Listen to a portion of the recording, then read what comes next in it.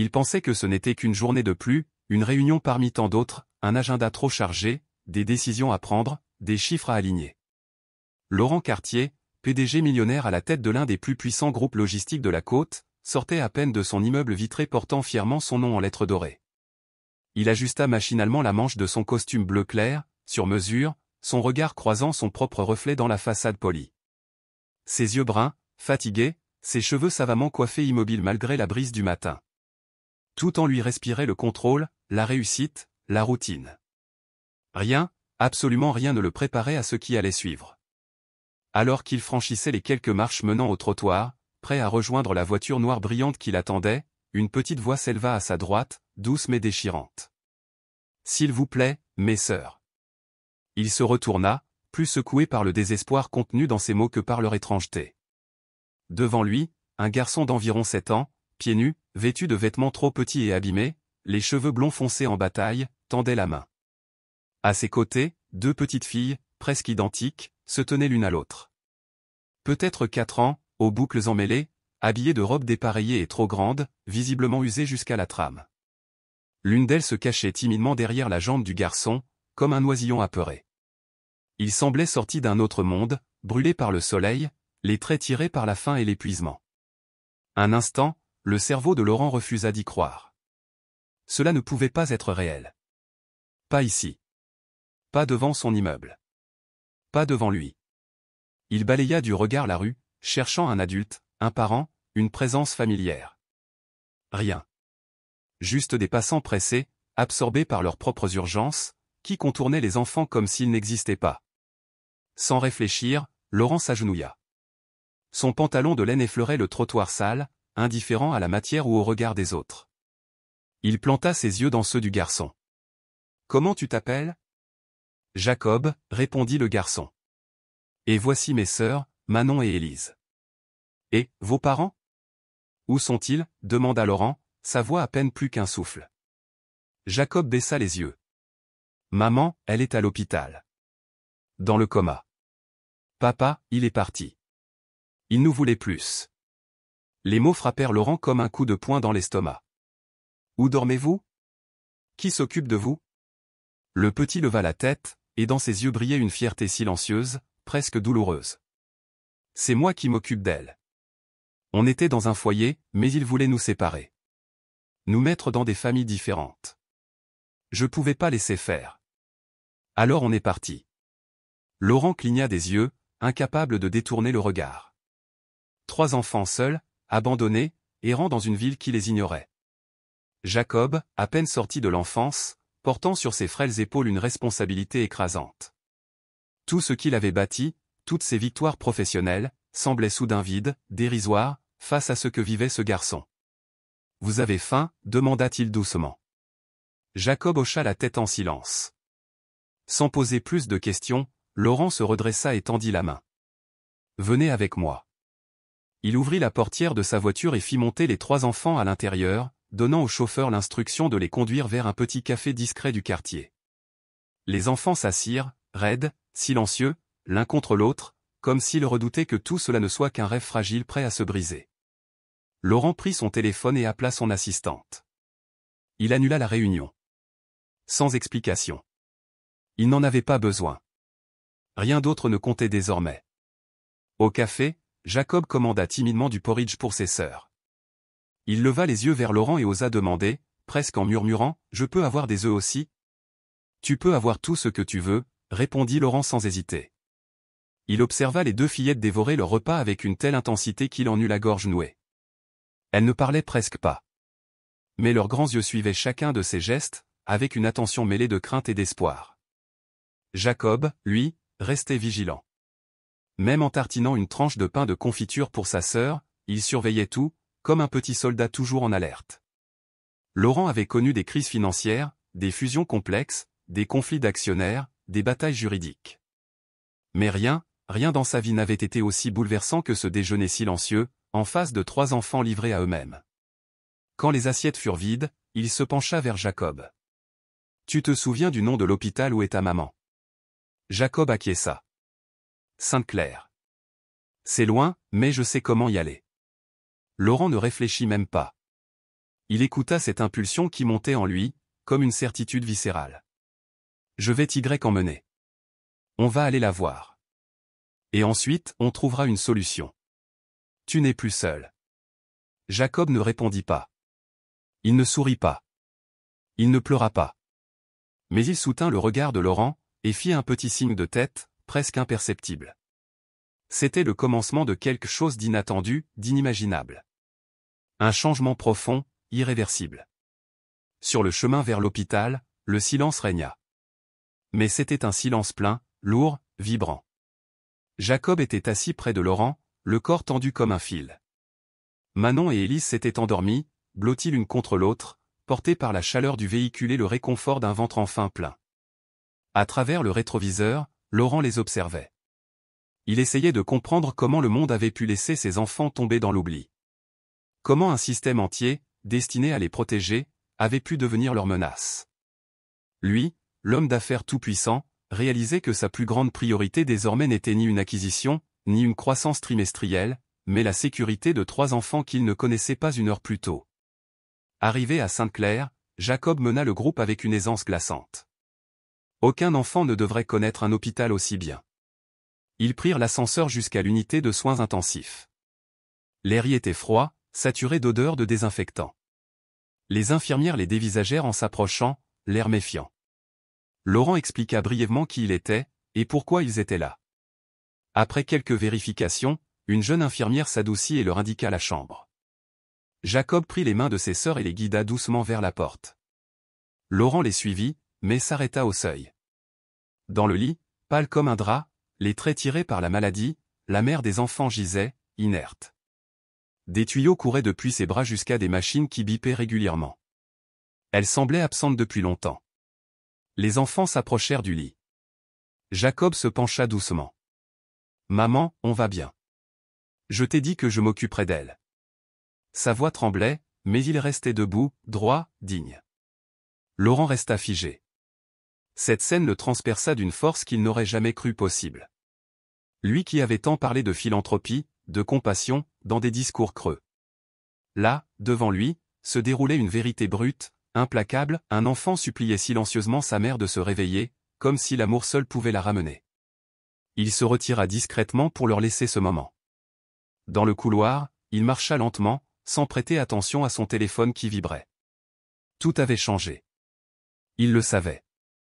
Ce matin-là, Laurent Cartier s'était réveillé en homme d'affaires. Il venait de devenir père. L'infirmière revint, un dossier à la main. Elle le tendit à Laurent sans un mot, comme si le poids du papier contenait bien plus que des informations médicales. Le nom de Claire Meyer figurait en haut, suivi d'un bref état de santé, une estimation des frais d'hospitalisation, et quelques notes de contact. Aucun visiteur n'était enregistré à l'exception de ses enfants et d'une assistante sociale qui, selon le dossier, avait échoué à retrouver d'autres membres de la famille. L'État avait déjà enclenché les démarches pour placer les enfants en famille d'accueil. Laurent, le cœur serré, leva les yeux vers l'infirmière. « Veuillez suspendre immédiatement cette procédure. » Elle le scruta avec un mélange d'interrogation et de méfiance. « Vous êtes de la famille ?» demanda-t-elle. Il hésita. « Non, mais je vais rester impliqué. Je ne laisserai pas ces enfants être séparés. » Ce soir-là, il ramena les enfants chez lui. Son appartement, perché au sommet d'une tour de verre dominant la ville, était un havre de luxe discret. Un espace conçu pour l'isolement, la performance, la maîtrise. Rien n'y était prévu pour accueillir 3 jeunes enfants. À peine franchi le seuil, ils restèrent figés, les yeux écarquillés devant les sols miroitants, les baies vitrées immenses, les meubles aux lignes froides et modernes. Ce n'était pas de l'émerveillement qu'on lisait dans leurs regards, mais du désarroi. Ils semblaient égarés dans un monde qui n'avait rien de familier. Laurent comprit que ce n'était pas le moment des grands discours. Il s'agenouilla à leur hauteur, parlant doucement, comme on parle à quelqu'un qu'on ne veut pas effrayer. « Vous êtes en sécurité ici. Juste pour maintenant. Vous pouvez dormir, manger, vous reposer. Demain, on décidera ensemble de la suite. » Manon saisit sa main. Elle ne dit rien, mais se blottit contre son frère. Ce simple geste bouleversa Laurent bien plus qu'il ne l'aurait imaginé. Il improvisa une chambre d'amis, y ajouta des couvertures, commanda des vêtements, des articles de toilette, des pyjamas doux. Ils dînèrent de pain grillé à la confiture et de lait chaud, une simplicité rassurante dans un monde trop vaste pour eux. Il resta à leur côté tandis qu'un dessin animé jouait en sourdine. Les enfants s'endormirent les uns contre les autres. Laurent, lui, resta debout dans l'embrasure de la porte, les bras croisés, le regard perdu. Il pensait à toutes les promesses que la vie n'avait jamais faites à ses enfants. Claire, leur mère, demeurait plongée dans l'inconscience à l'hôpital. Le père? Disparu. Les enfants, eux, avaient survécu, comme des naufragés dans une mer d'indifférence. Laurent savait qu'il ne pouvait pas tout réparer. Mais il pouvait commencer quelque part. Et ce quelque part, c'était maintenant. Le lendemain matin, alors que les enfants dormaient encore profondément, Laurent prit une décision. Il appela son équipe juridique. « Dites-moi ce que je dois faire pour obtenir une tutelle temporaire. » Ce n'était pas un coup de tête. Il ne voulait pas imposer sa volonté. Mais l'idée qu'un inconnu, un agent du système, vienne décider du sort de ses enfants lui était insupportable. Avant de raccrocher, il ajouta. « Je veux prendre en charge tous les frais médicaux de leur mère. Chaque centime. » Il n'avait pas besoin qu'on le sache. Il ne le dirait même pas aux enfants. Mais quelque chose en lui, quelque chose d'ancien, s'était réveillé, un sens profond de responsabilité.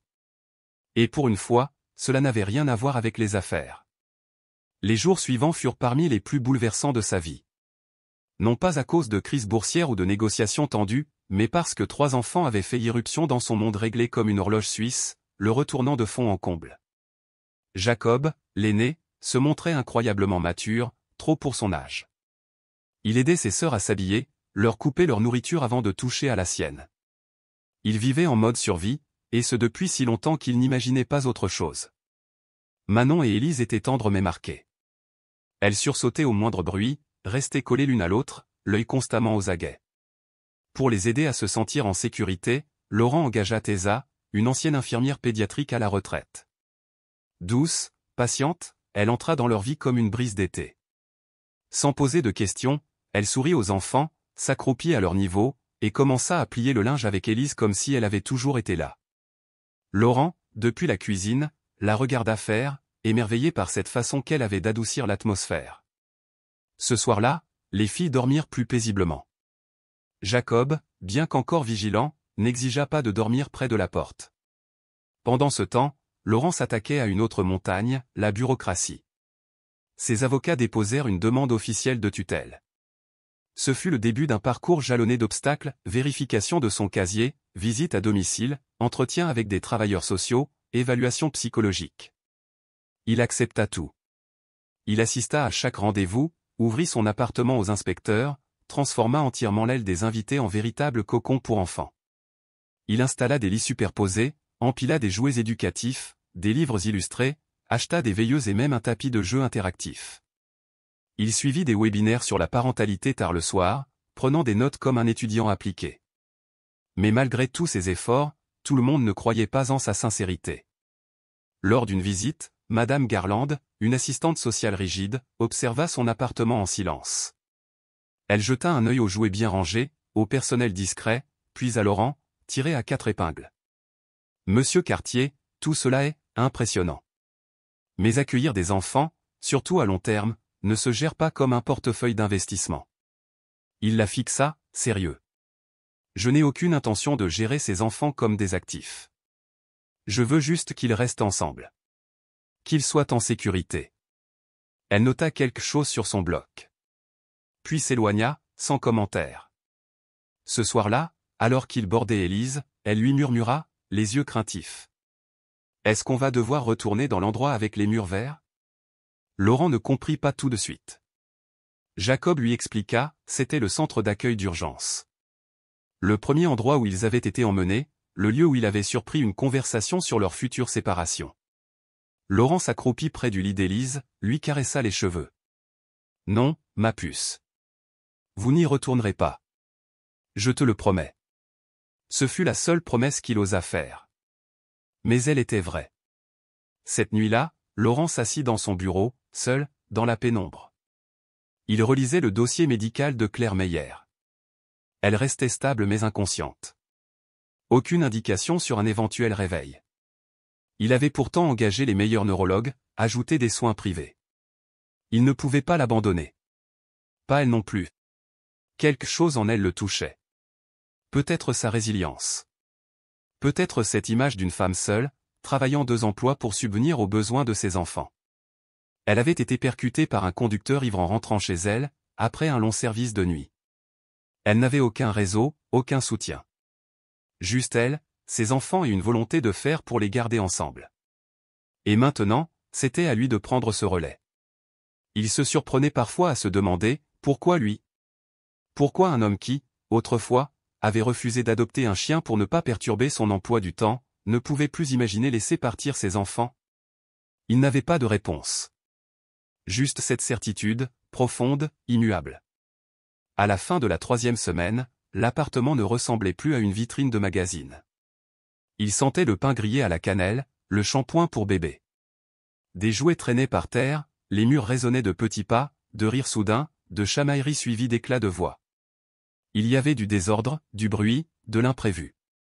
Mais pour la première fois depuis des années, Laurent Cartier ne redoutait plus le chaos. Il y trouvait même un certain sens. Ce fut un soir d'apparente banalité que la plus grande transformation eut lieu. Après le dîner, alors que le calme avait doucement enveloppé l'appartement, Jacob s'assit silencieusement à côté de Laurent sur le canapé. Le garçon fixait ses petites mains posées sur ses genoux, comme s'il cherchait du courage dans les plis de sa peau. Puis, dans un murmure à peine audible, il demanda. « Tu crois que maman va se réveiller ?» Laurent sentit une vague glacée le traverser. Il aurait voulu promettre, offrir une certitude. Mais il refusa de mentir. « J'espère. »« Mais je ne sais pas, » répondit-il honnêtement.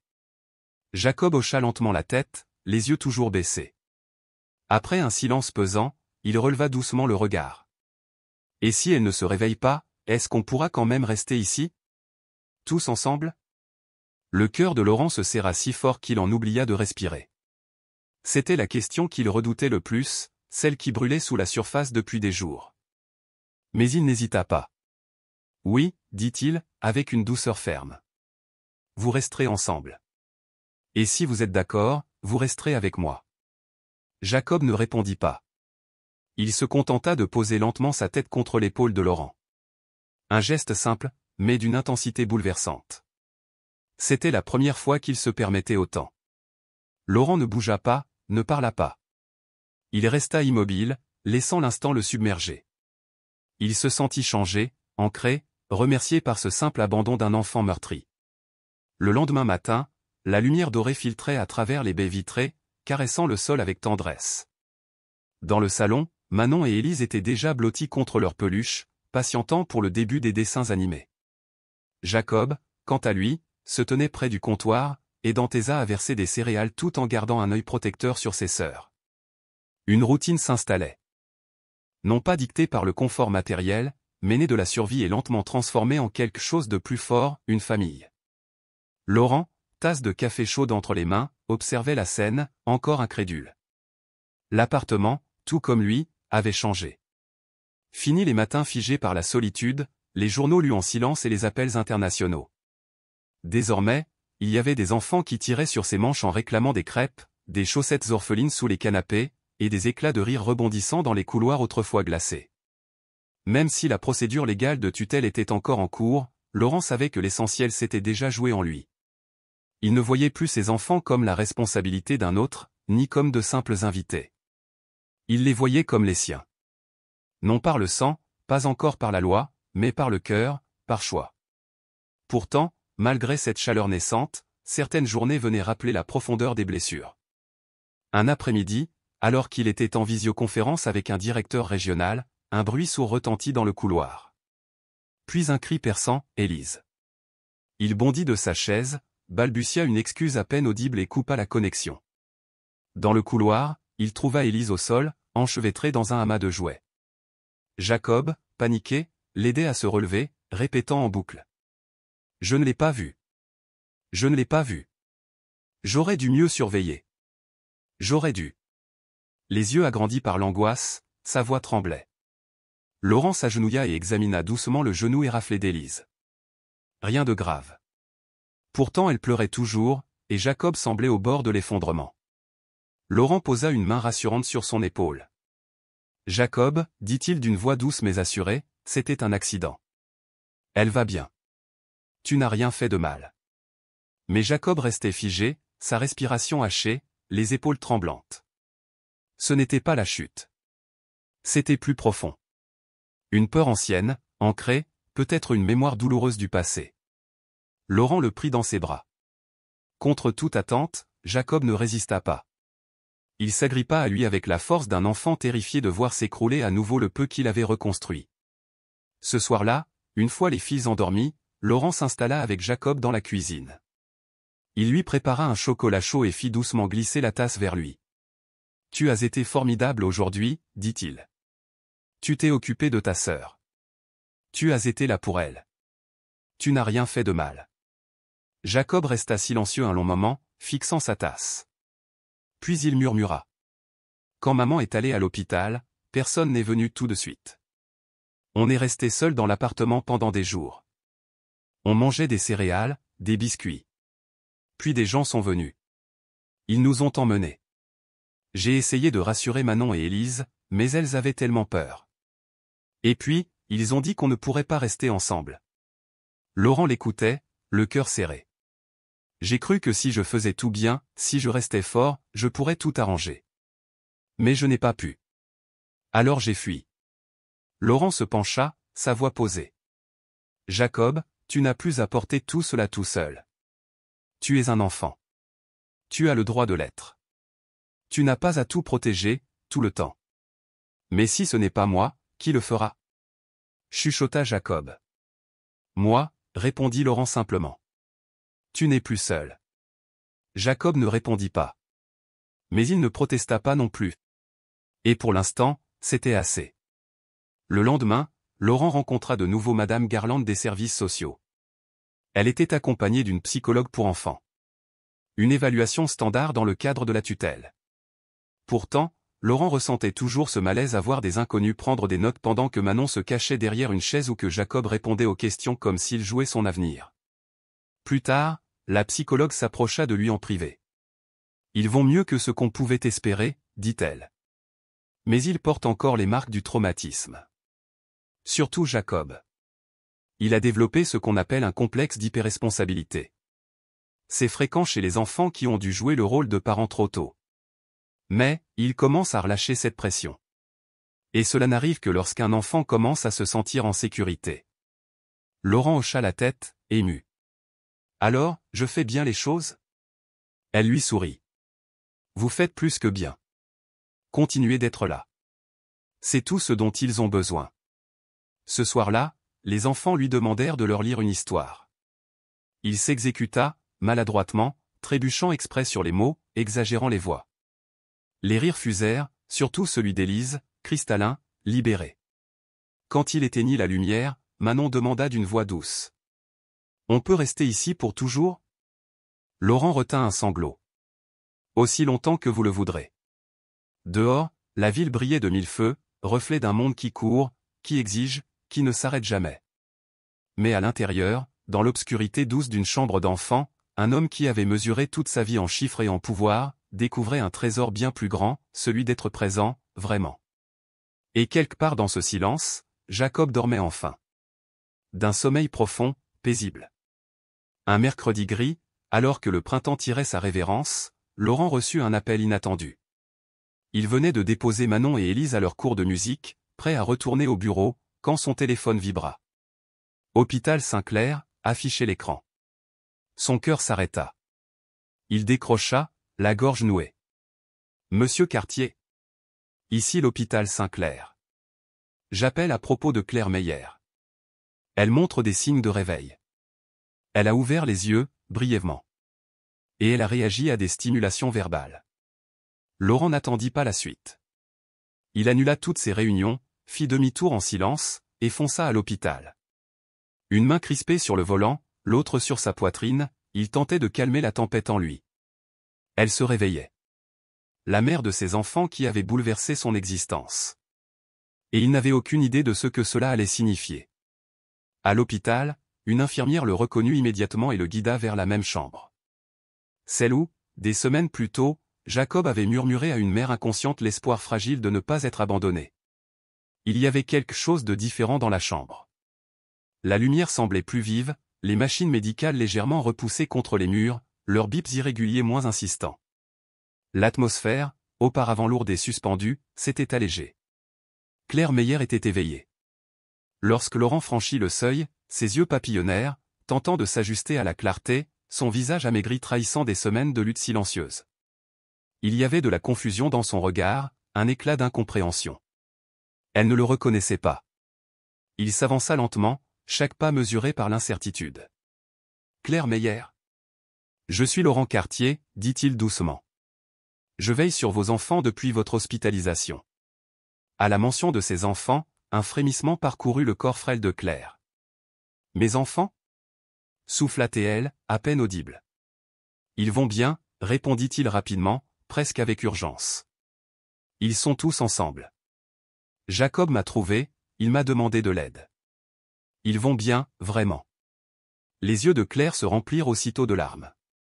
Ses mains tremblaient tandis qu'elle essayait de se redresser. Ils sont ensemble? Oui. Ils ne se sont jamais quittés. Jacob a veillé sur ses sœurs jusqu'à ce que je les trouve. Elle ferma les yeux, et les larmes glissèrent lentement sur ses joues. Je croyais qu'ils allaient être séparés, murmura-t-elle. Je n'ai pas pu les protéger. Laurent tira une chaise et s'assit près d'elle. Alors, il raconta. Il lui parla de Jacob, de son courage, de la nuit où il était venu demander de l'aide, des instants passés dans la rue, du système qui voulait les disperser. Il ne chercha pas à enjoliver, il ne dramatisait rien. Il égrenait simplement la vérité, comme on dévoile un secret douloureux avec précaution, tandis que Claire écoutait en silence, ses doigts serrant la couverture à s'en blanchir les jointures. Lorsqu'il évoqua la tutelle temporaire, il hésita. Il la regarda attentivement, craignant une réaction de colère, la peur qu'elle veuille reprendre ses enfants sur le champ, malgré sa fragilité. Mais Claire le surprit. « Vous les avez protégés, murmura-t-elle. Vous avez fait ce que je ne pouvais plus faire. Je ne l'oublierai jamais. » Il sentit un souffle se libérer de sa poitrine, comme un poids qu'il portait depuis des jours sans même s'en rendre compte. Les médecins, bien qu'encouragés par le réveil de Claire, insistèrent, elle n'était pas encore prête à voir ses enfants. Son corps restait affaibli, et le choc émotionnel, trop intense, devait être dosé. Ils autorisèrent néanmoins des visites progressives, soigneusement planifiées. Ce soir-là, de retour chez lui, Laurent trouva Jacob en train de plier du linge avec Thésa. Élise dormait sur le canapé, un livre ouvert sur la poitrine. Il fit signe à Jacob de venir à part. « Ta maman s'est réveillée, dit-il doucement. Le regard de Jacob se figea. « Quoi? Elle est encore faible. Elle se remet doucement. Mais elle est réveillée. Et elle a demandé après vous trois. » Les larmes jaillirent sans prévenir. Jacob tomba à genoux, comme si l'espoir l'avait déséquilibré. Laurent se baissa immédiatement, posant une main rassurante sur son épaule. « On ira la voir bientôt, promit-il. Mais je veux que tu saches une chose, quoi qu'il arrive, je suis là. Je ne pars pas. » Cette nuit-là, Laurent ne dormit pas. Il erra dans l'appartement, tel un spectre. Il vérifia les chambres, s'assit un long moment dans la cuisine, hanté par mille pensées. Il n'avait jamais imaginé être père. Et pourtant, chaque jour rendait l'idée de vivre sans ses 3 enfants plus impensable. 2 jours plus tard, ils purent rendre visite à Claire. L'hôpital avait organisé une rencontre privée. Lorsque Jacob entra et aperçut sa mère assise, fragile mais souriante, il éclata en sanglots et courut vers elle. Manon et Élise s'agrippèrent d'abord aux jambes de Laurent, hésitantes, effrayées. Mais Claire ouvrit les bras, tremblante, et les filles finirent par grimper sur le lit, nichées contre elle. Il n'y eut pas de discours, pas de retrouvailles théâtrales. Juste des larmes, des mains qui se cherchent, des silences denses et chargés. Claire les serrait contre elle avec une telle intensité qu'on aurait dit qu'elle tentait de rattraper chaque minute volée. Laurent, en retrait, observait la scène. Les yeux de Claire revenaient sans cesse vers lui, pleins d'une gratitude si profonde qu'aucun mot n'aurait pu l'exprimer. Pour la première fois, Laurent comprit qu'il n'était pas qu'un tuteur. Il faisait partie de quelque chose. Quelque chose de fragile, certes, mais profondément réel. Quelque chose qui, peut-être, pouvait durer au-delà de l'épreuve. Durant les 2 semaines suivantes, un rythme s'installa. Claire et Laurent se répartissaient les responsabilités avec une honnêteté silencieuse. Laurent amenait les enfants un jour sur 2, pour que les émotions fortes de chaque visite ne perturbent pas leur nouvelle stabilité. Chaque rencontre était différente. Parfois, les enfants riaient, excités. Parfois, ils étaient submergés. Claire les prenait dans ses bras, caressait leurs cheveux, s'excusait encore et encore, même si Jacob ne cessait de lui dire que rien n'était de sa faute. Laurent remarqua un changement subtil mais réel chez Jacob. Le garçon semblait se relâcher, peu à peu. Il ne sursautait plus au moindre bruit, ne demandait plus à dormir près de la porte. Il souriait davantage. Il acceptait plus facilement qu'on prenne soin de lui. Et à chaque fois qu'il se tournait vers Laurent pour demander de l'aide ou simplement poser une question, quelque chose naissait doucement dans le cœur de l'homme, une tendresse, une fierté, un attachement indéfectible. De l'amour, pur et silencieux, pour les 3 enfants. Entre-temps, Claire et Laurent commencèrent à parler. Pas seulement des enfants ou du quotidien. Mais de leur passé. De leur solitude respective. Claire raconta ses nuits de garde, ses études épuisantes, la difficulté d'élever 3 enfants seuls. Elle parla du père des filles, instable, disparu juste avant l'accident. Elle confia avoir tenu jusqu'à ce que son corps, usé, lâche ce jour-là, sur cette route. Laurent écoutait sans jugement. Il ne proposait pas de solution. Il écoutait. Puis, lui aussi, partagea des fragments de sa propre histoire, une enfance marquée par l'absence émotionnelle de ses parents, la fuite dans le travail, la conviction profonde qu'il n'était pas fait pour avoir une famille. Jusqu'à aujourd'hui. Son appartement, autrefois temple du contrôle et du vide, était devenu un foyer. Il y avait des dessins sur le frigo, des chaussettes esselées dans le panier à linge, des miettes de goûter coincées entre les coussins. Thésa, elle aussi, avait trouvé sa place non plus comme une employée, mais comme un membre à part entière, douce et stable. Tout avait changé. Et souvent, Laurent se surprenait à s'arrêter au milieu de sa journée pour regarder les enfants jouer, simplement pour se rappeler que ce qu'il vivait n'était pas un rêve. Puis vint la conversation qui le redoutait autant qu'il l'attendait.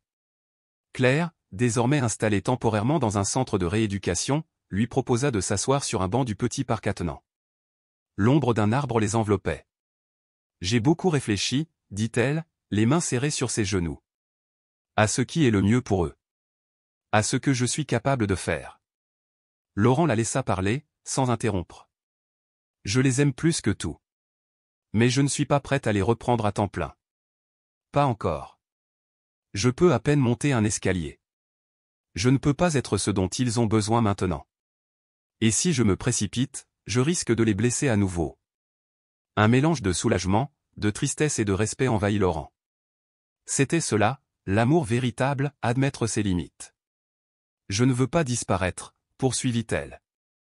Je veux être leur mère. Je veux guérir. Recommencer à travailler. Finir mes études peut-être. Être forte à nouveau. Mais je ne peux pas prétendre que ça va si ce n'est pas vrai. » Elle le regarda droit dans les yeux. « Est-ce que tu accepterais de continuer à t'occuper d'eux? Pas seulement pour un moment, mais sur le long terme. Avec moi, toujours présente. Mais que l'on partage cela. » Laurent n'eut pas besoin d'y réfléchir. Il hocha la tête. Oui. Absolument. Et dans le silence de cet instant suspendu, sous l'ombre légère des feuilles, quelque chose de solide se scella. Un accord, un lien. Une famille. Un silence paisible régnait. 2 adultes brisés à leur manière avaient choisi de reconstruire quelque chose de nouveau à partir des décombres, non pas poussés par le devoir ou la culpabilité, mais parce qu'entre eux, entre tous, quelque chose de vrai, de profondément humain, avait germé. De retour à la maison, lorsque Laurent annonça aux enfants que leur mère resterait proche d'eux, même si elle ne vivrait plus sous le même toit, mais que continuerait de vivre avec lui, Jacob sourit simplement et dit : « Je savais qu'elle ne nous abandonnerait pas. Et je savais que toi non plus. » Ce fut un moment de révélation pour Laurent. Pour la première fois, il comprit à quel point l'homme qu'il avait été se dirigeant obsédé par la perfection, le pouvoir, le prestige s'était effacé peu à peu. À sa place se tenait désormais un homme plus doux, plus fort, plus complet. Un homme qui n'avait pas seulement tendu la main à 3 enfants en détresse, mais qui, en retour, avait été sauvé par eux. L'été arriva lentement, baigné de lumière et d'une paix que Laurent n'avait plus ressentie depuis des années. Les jours étaient plus longs, plus chauds, emplis de ces petits instants qui, autrefois, lui semblaient futiles, voire étrangers, les dessins animés du matin accompagnés de céréales renversées, les œuvres d'art à la craie sur le balcon, les éclats de rire dans le couloir, les après-midi collants au parc. Et pourtant, même au cœur de cette nouvelle routine, Laurent restait lucide. Tout ce qu'il possédait désormais venait d'un lieu inattendu, d'un appel du cœur plutôt que d'un plan. Chaque histoire racontée le soir, chaque page coloriée, chaque petit câlin d'Élise, chaque hochement silencieux de Jacob lui rappelait que, quelques mois plus tôt, ils étaient des étrangers, et qu'aujourd'hui, ils étaient devenus tous les uns pour les autres. Jacob s'épanouissait. Il avait intégré un programme estival à l'école du quartier. Certes, il gardait encore une certaine réserve, mais il commençait à se faire des amis. Il rentrait le soir les yeux brillants, débordant d'enthousiasme à propos d'un projet scientifique, d'un match de football, ou d'un jeu dans la cour.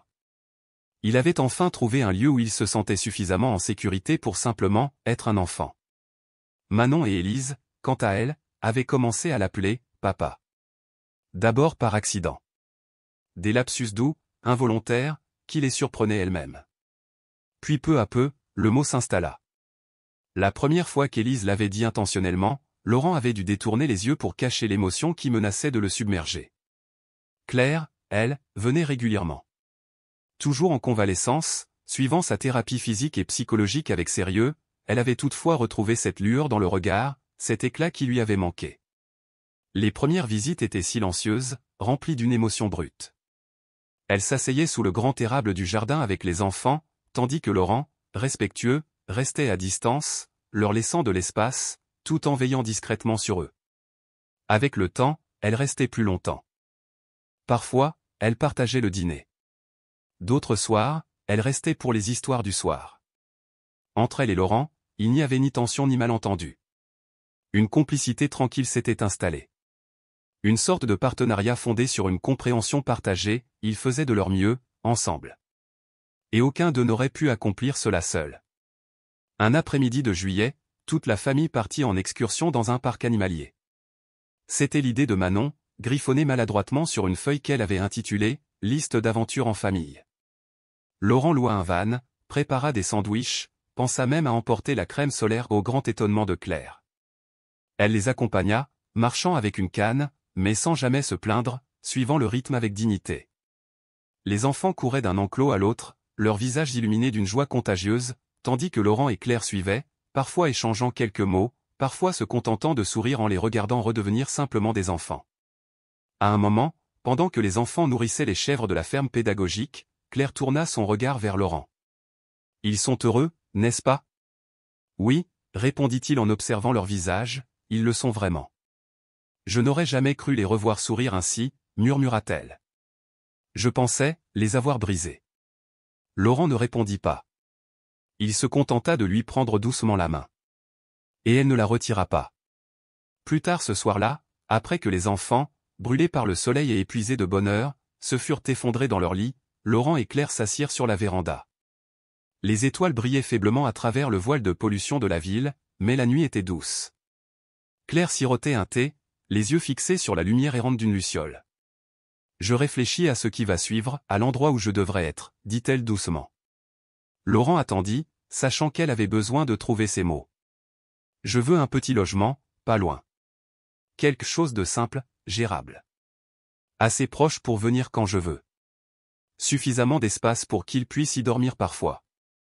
Je ne veux pas troubler leur équilibre, ni les éloigner de ce qui est devenu leur foyer. Mais je veux qu'ils sachent que je suis là.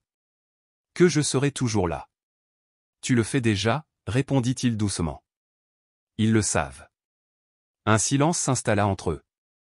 Non pas un silence gêné, mais un silence plein de sens. Il n'y avait ni jalousie ni confusion, ni besoin de définir quoi que ce soit. Seulement du respect. Et quelque chose de plus profond, né de la souffrance, de la résilience, et du temps.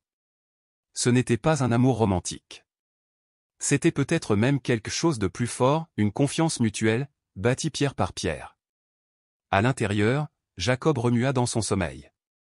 Sans hésiter, Laurent se leva, traversa le couloir et disparut pour aller le rassurer. Claire le regarda partir, les yeux tendres, le cœur apaisé. Et pour la première fois depuis son réveil dans ce lit d'hôpital, elle sentit que l'avenir pouvait contenir plus d'espoir que de peur. Ce soir-là, assis au chevet de Jacob, lui caressant doucement le dos jusqu'à ce qu'il retrouve le sommeil, Laurent comprit encore quelque chose de plus profond. La famille qu'il avait aujourd'hui n'était pas héritée, achetée ou planifiée. Elle était née dans la douleur, la patience, et les innombrables moments où l'amour avait été choisi plutôt que le confort.